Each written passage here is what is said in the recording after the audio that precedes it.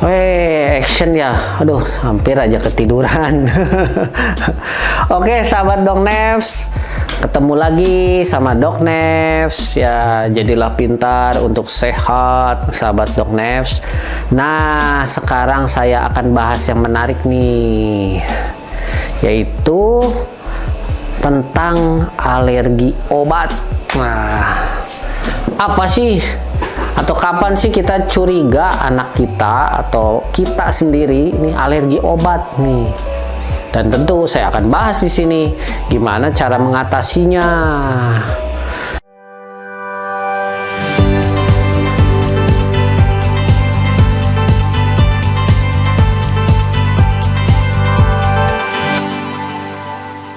Nah, jadi gini ya, kita curiga kalau kita atau anak kita mengalami alergi obat tuh, kalau timbul gejala alergi bisa dalam hitungan menit sampai 24 jam setelah minum obat. Nah, tapi ya tadi biasanya reaksi ini berbeda-beda nih. Ada yang cepat, ada yang lambat, bisa mulai dari ringan sampai berat gejalanya. Nah, saya bahas dulu yang dari gejala ringan ya, tanda-tanda awal. Nah, biasanya setelah makan obat dan ternyata kita alergi terhadap obat tersebut, maka yang paling pertama timbul biasanya paling cepat adalah kulit terasa gatal. Kadang waktu di awal-awal tuh nggak kerasa ada merah-merah atau apa, pokoknya merasa gatal aja gitu ya, tiba-tiba nih. Jadi nggak ada pencetus-pencetus lain, jadi pencetus lainnya harus disingkirkan dulu, seperti debu, udara dingin ya. Pokoknya kita tuh tadi tidak curiga kemana-mana, terus setelah makan obat nggak lama kemudian kita gatal. Nah, itu kita harus curiga bahwa kita alergi terhadap obat tersebut. Kemudian pada tahap berikutnya bisa timbul pada kulit kita bentol-bentol besar. Banyak tuh sebutannya, ada kaligata, ada biduran, apalagi ya. Nah, sebenarnya bahasa ilmiahnya itu urtikaria. Ya, bentol-bentol besar dan menonjol. Nah, itu tanda berikut setelah gatal-gatal. Kemudian tanda berikutnya adalah yang bisa lumayan gawat dan berbahaya adalah mulai timbul sesak napas. Jadi kita mulai merasa sesak di dada kita, sulit bernafas. Nah, itu hati-hati. Alergi ini dia bereaksi, respon tubuhnya itu ada di saluran nafas. Kemudian bisa juga mengalami pembengkakan di tenggorokan, sehingga menyulitkan kita untuk menelan. Nah, ini juga suatu tanda yang gawat. Kalau ada tanda-tanda sesak dan sulit menelan, segera bawa ke rumah sakit, ke IGD ya. Jangan ke poliklinik, ke IGD, karena ini memerlukan tata laksana yang cepat. Kemudian tahap berikutnya nih, untuk kelainan di kulitnya nih, saat alergi bisa terjadi kerusakan kulit yang hebat, kulit yang melupas, semua lubang-lubang nih, telinga, hidung, mulut, mata, bahkan hingga anus mengalami luka.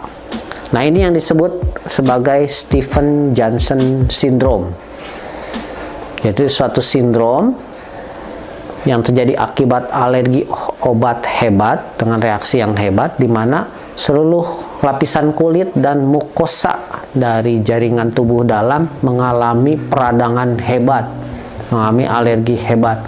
Nah, ini suatu kegawatan juga, harus segera ditata laksana di IGD karena bisa menyebabkan sesuatu yang fatal.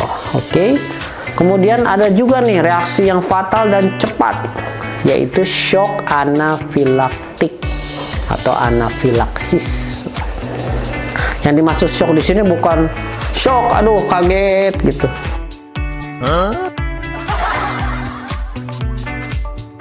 Bukan ya.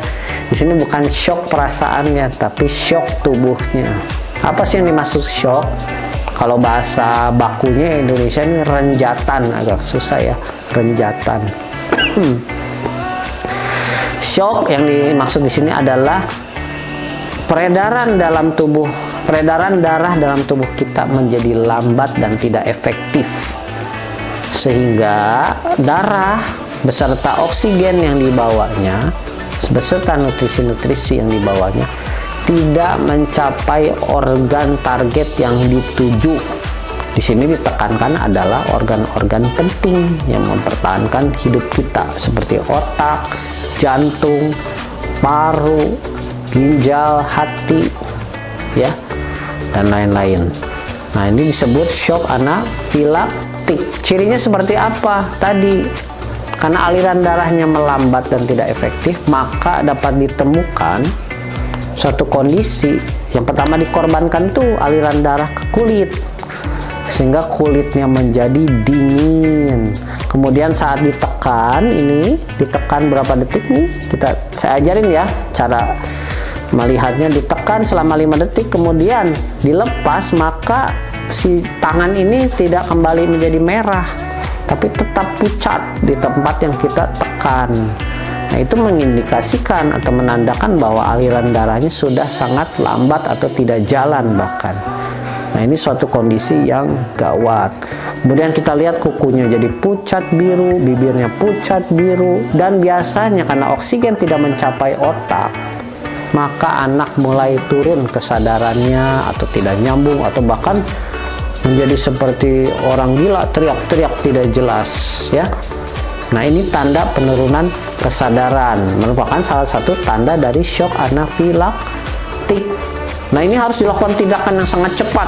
Ini mah cari klinik terdekat ini, atau IGD rumah sakit yang paling dekat. Saya tekankan di sini yang paling dekat, karena harus segera mendapatkan suntikan adrenalin namanya, yang disuntikan nanti di otot, entah di tangan atau di paha. Itu harus secepat-cepatnya, karena dalam hitungan menit, mungkin kalau tidak mendapatkan suntikan tersebut, pasien atau anak atau kita sendiri bisa meninggal.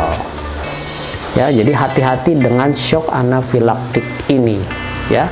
Jadi tadi tanda-tanda gejala alergi, dan kalau kita curiganya alergi obat, tentu pencetusnya adalah obat yang diminum beberapa saat sebelumnya.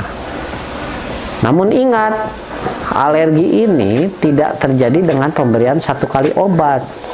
Ada dibilang istilah peribahasa tak kenal maka tak sayang, tapi bukan di situ. Di sini tak kenal maka tak benci.